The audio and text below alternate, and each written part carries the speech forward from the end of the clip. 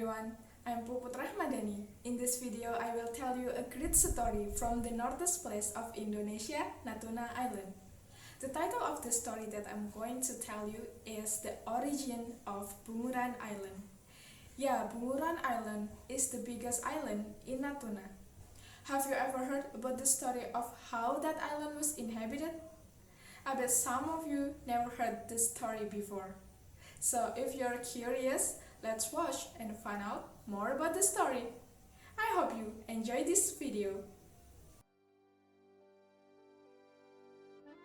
Once upon a time, there was a large kingdom in the land of Malacca called the Johor Kingdom.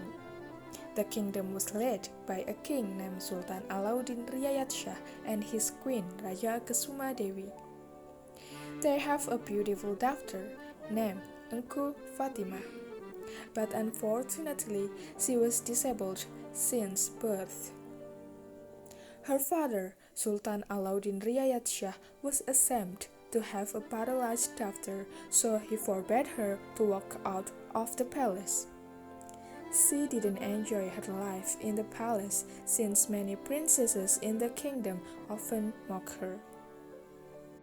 Sometimes she also heard the nobles in the palace talk about her being disabled in their meeting. Well, how will she lead our kingdom if she can't even walk? That's right. After all, there will be no prince who wants to marry her.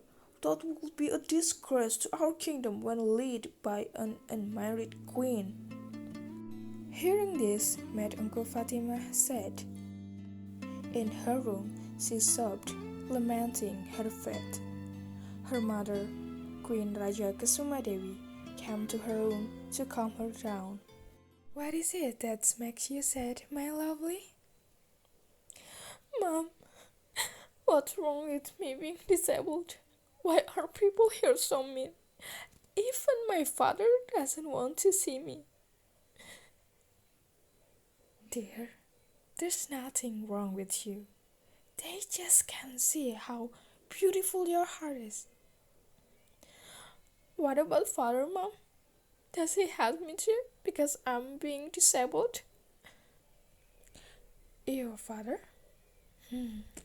He's busy taking care of the kingdom, dear. You know, so it is very difficult to meet you. The princess continued to cry on her mother's lap until she fell asleep. The next day, after Fatimah was having breakfast, the king summoned Engku Fatimah to his room. How happy Fatimah was to hear this! She was immediately assisted by a royal minister to go to the king's room.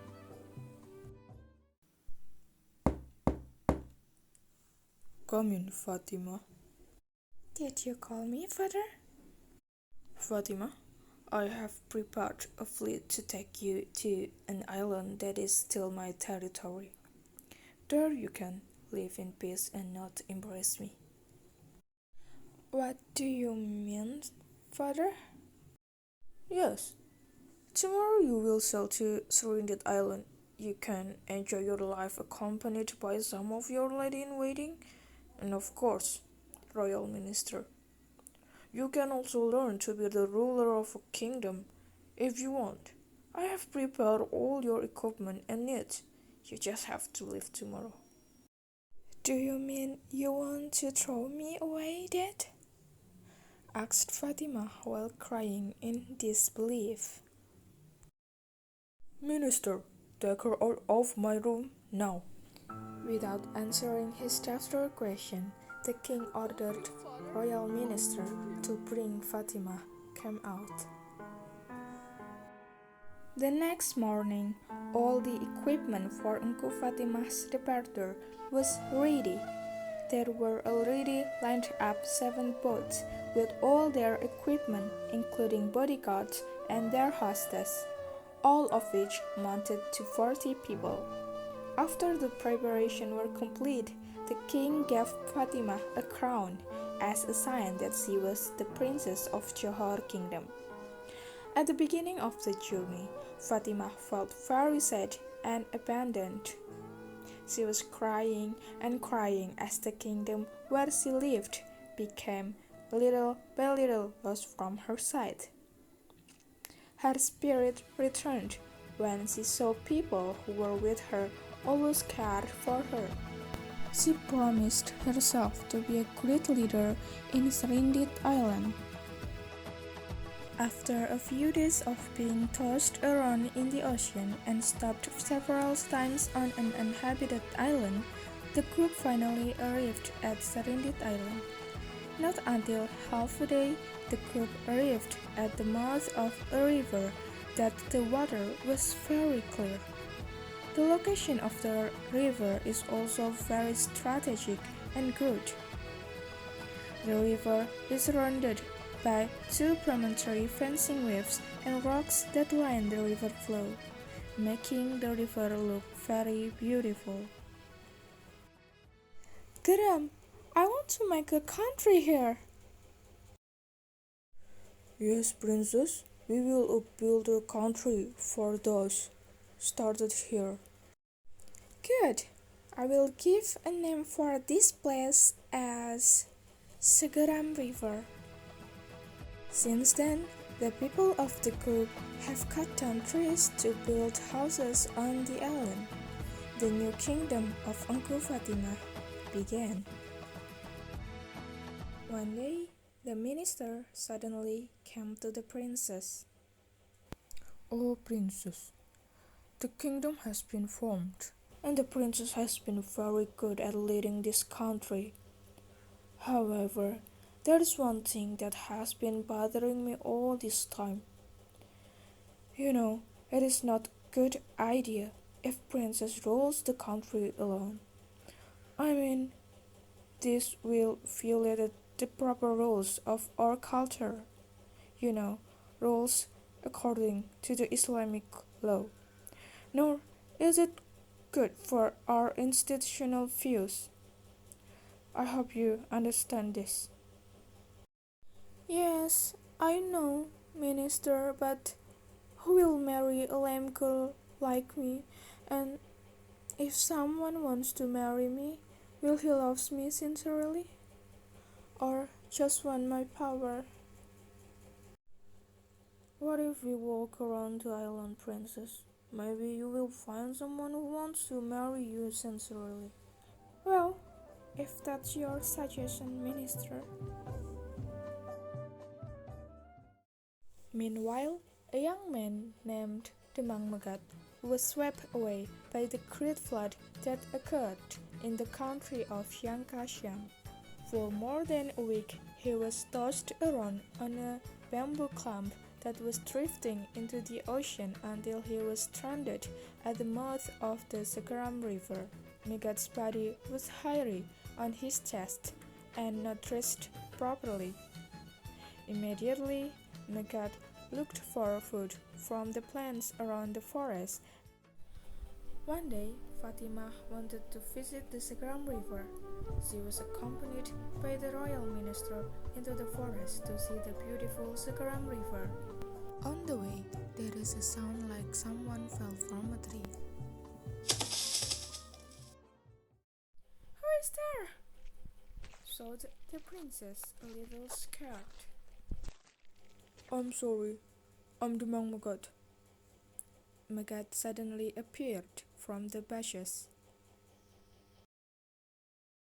Who are you? Where are your clothes? Sorry, yesterday I was swept away by a flood from the Shankasham. I have no clothes because they were ripped when I was drifting. You are from Shankasham? It means you are a Buddhist? Yes, sir. Then how did you survive here? I eat honey from the beehive. Oh, how poor you.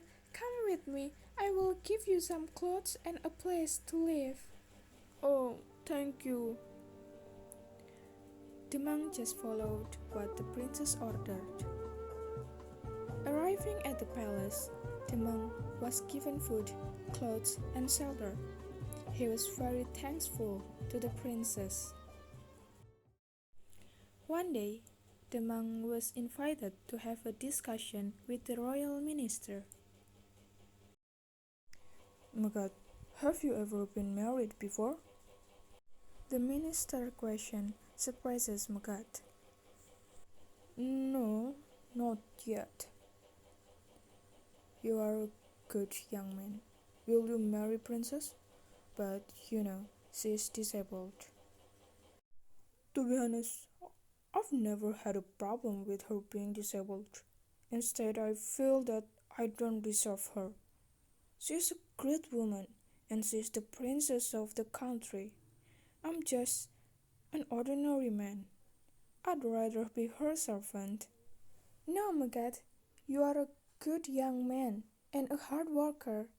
You also have a good character. Oh, princess? So, will you, Magat? Asked the minister. If princess wants to marry an ordinary man like me, I will be very happy. Okay. We will hold your wedding ceremony next week. However, there is another condition that you must fulfill. What is it, Minister? Will you become a Muslim, Magat? Pause a little long. For the sake of the legit of this marriage and also for the good of this country, I will, sir. The monk Magat finally became a Muslim under the name Datuk Balau Silak. After marrying Engku Fatimah, he was given the title Serindit Dina Mahkota. Serindit is taken from the name of the island they inhabit, Serindit Island. Dina and Mahkota came from the situation in Engku Fatimah herself, who felt to be Hina Dina because of her disability, and was banished by her father to Serindit Island with a crown or mahkota. Finally, the marriage went smoothly and brought Engku Fatimah's kingdom to grow rapidly. Serindit Island was to be self-ruled and apart from the Johor Kingdom under the power of Engku Fatimah, based in Segeram. Magat then ordered his people to make a mahligai where Engku Fatimah resided. The mahligai is made of bungur wood. So, from the name bungur wood, Serindit Island changed its name to Bunguran Island.